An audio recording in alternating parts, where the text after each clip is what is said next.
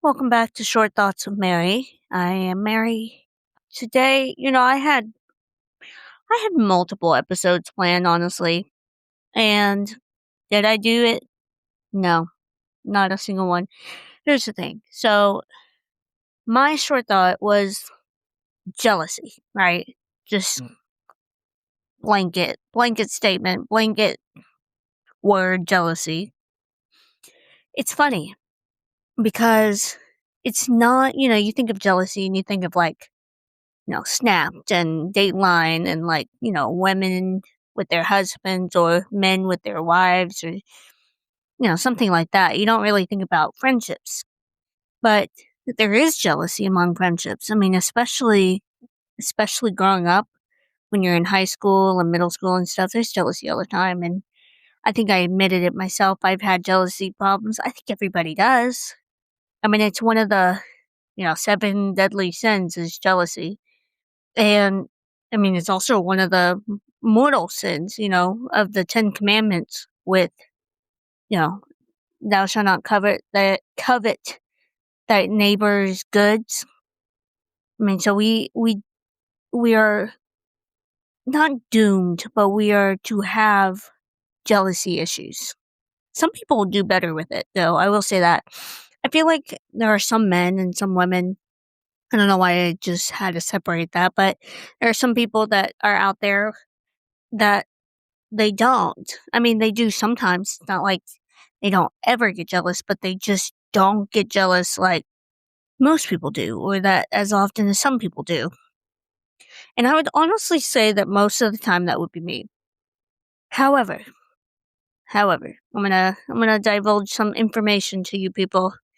So I've not dated much. I mean, I've dated, but I've not been in like long term relationship before. Just how it works out.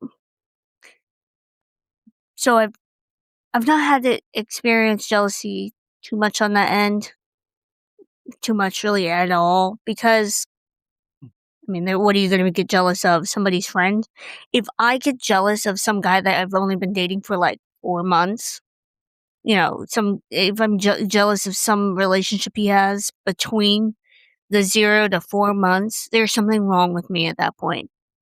Not like, obviously there's red flags, but that's not jealousy. You can't be too possessive of a guy that you barely know. Anyway,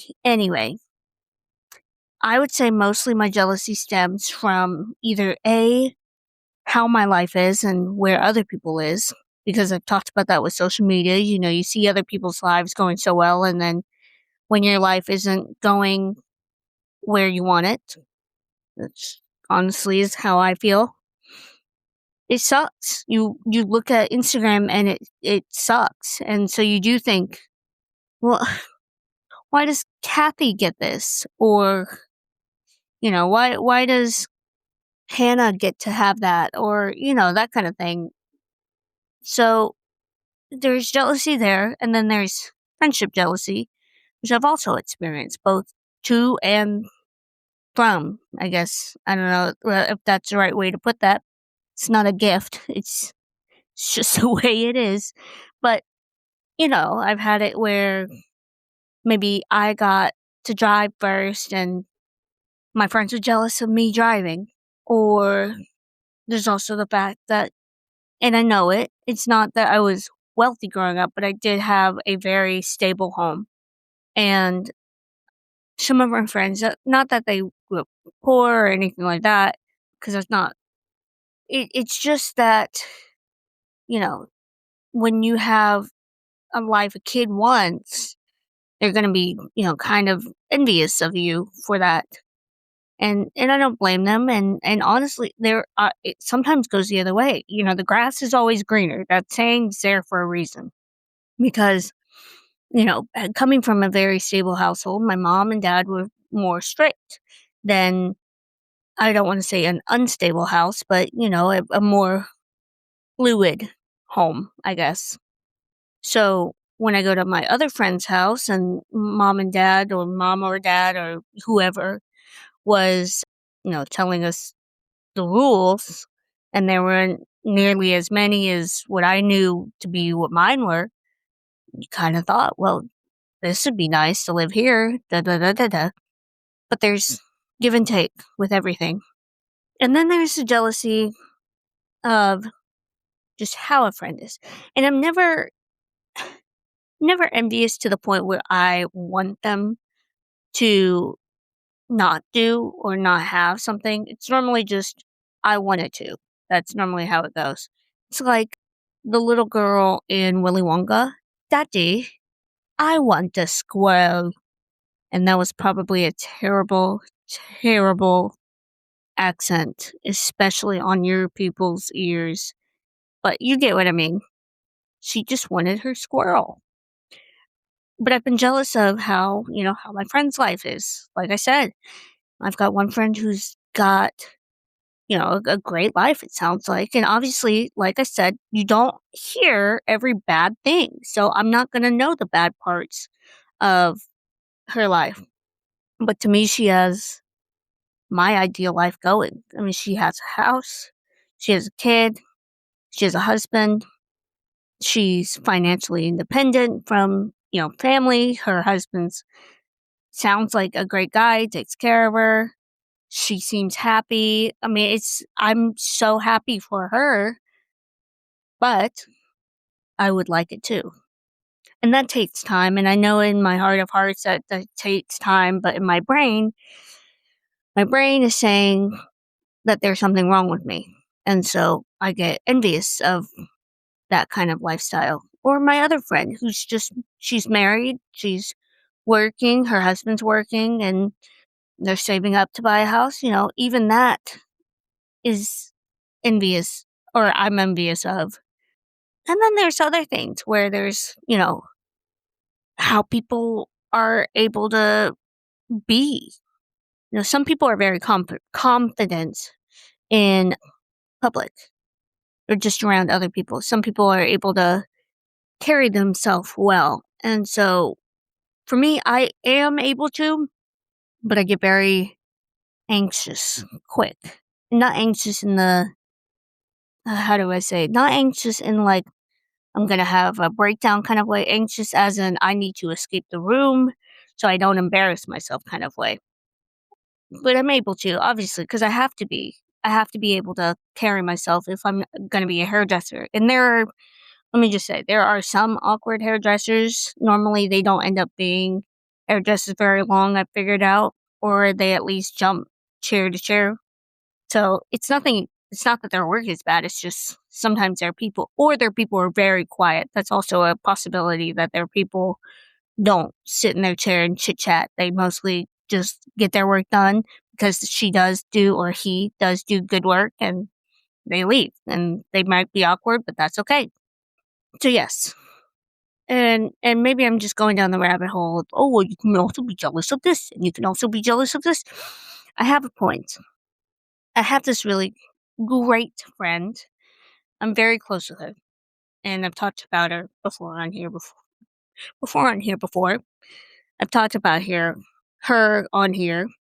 She is a newer friend that I met through work, and I love her dearly. She's top notch. Anyway, she's able to be very, how do I put it? Not emotional, but she's able to speak, how she feels and be not touchy, but she knows she gives hugs and stuff. She's normal. She's normal, basically. Not that my other friends aren't, but they know where I am, so I feel like I've been a little bit coddled when I'm in the presence of them. But she is able to be herself. And it'd be nice. I don't know if maybe this is where it seems like I say this on episode, maybe this is where therapy would help me. Not that it's going to happen, but maybe it would do something.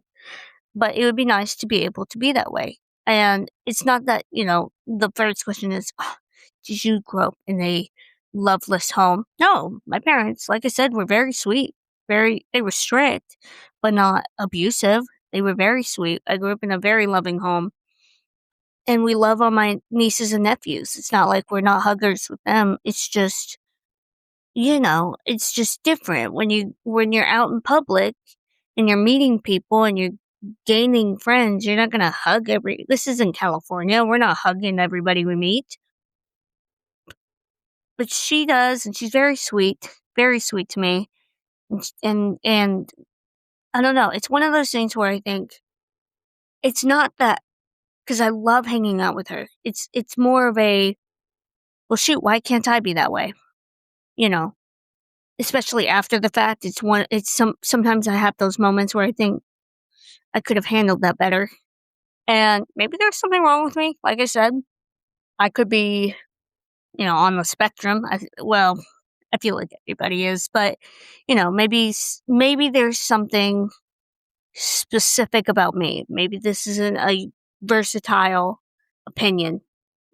I do have a friend that's not a hugger. She's like me, but she's not as awkward about it. I'm very awkward about it.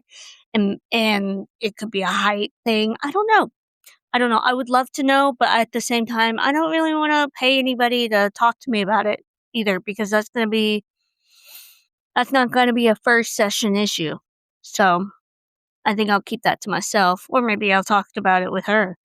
Who knows? And there are some friend groups that are very, what's the word? What's the word? They talk about their emotions more. Mine doesn't really. And that's okay. But sometimes I'm thankful for it because as I've said in this episode, I don't do well with that. I'm not a touchy-feely person. I'm not a mushy-gushy emotional person. I'm very kind of stonewall. And that's what I talked about in my episode with the wall with, my 3-month rule.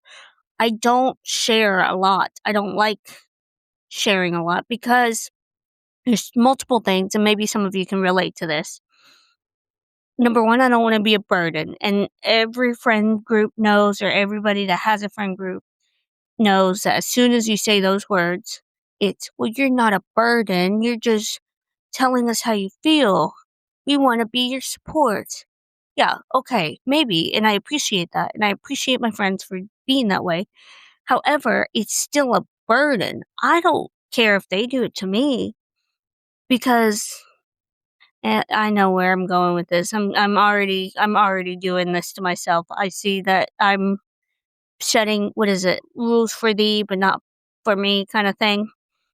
I don't care if they share their stuff because their stuff isn't a burden to me. If one of my friends called me up and told me about, you know, something minor, let's say she got into a fight with her husband or something like that, I okay, I'll listen to it.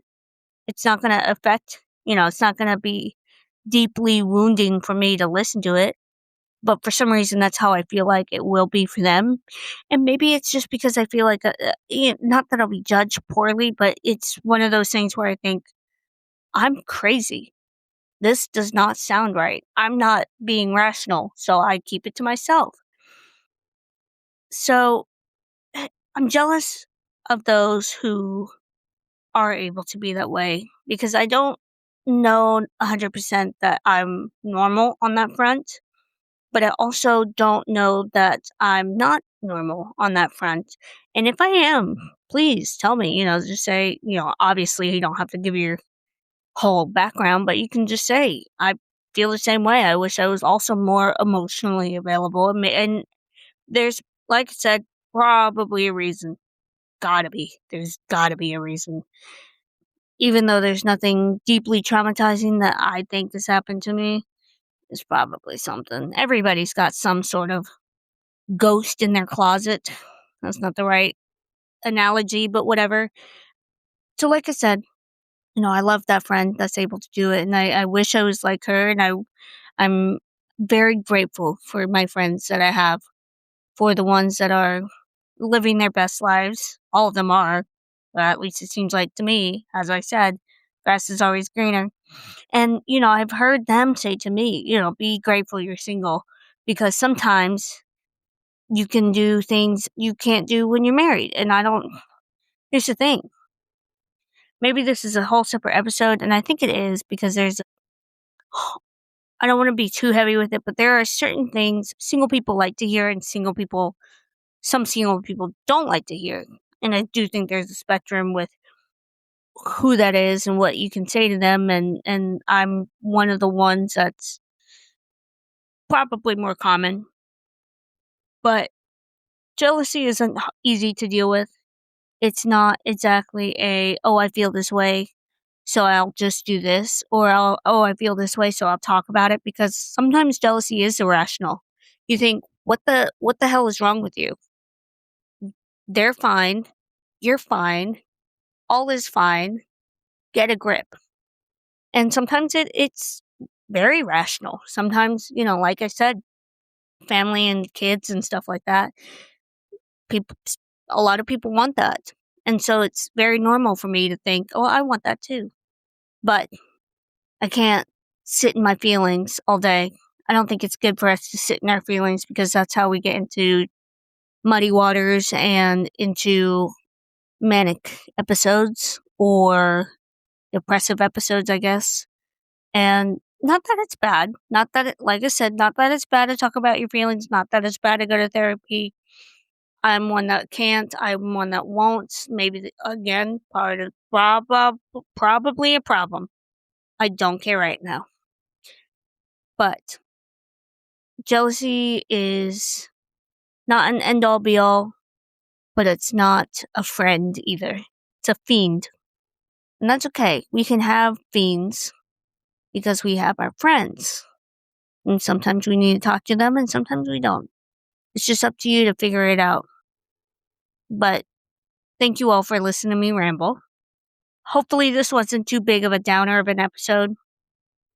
I will talk to you all next time, and have a wonderful spring. Bye.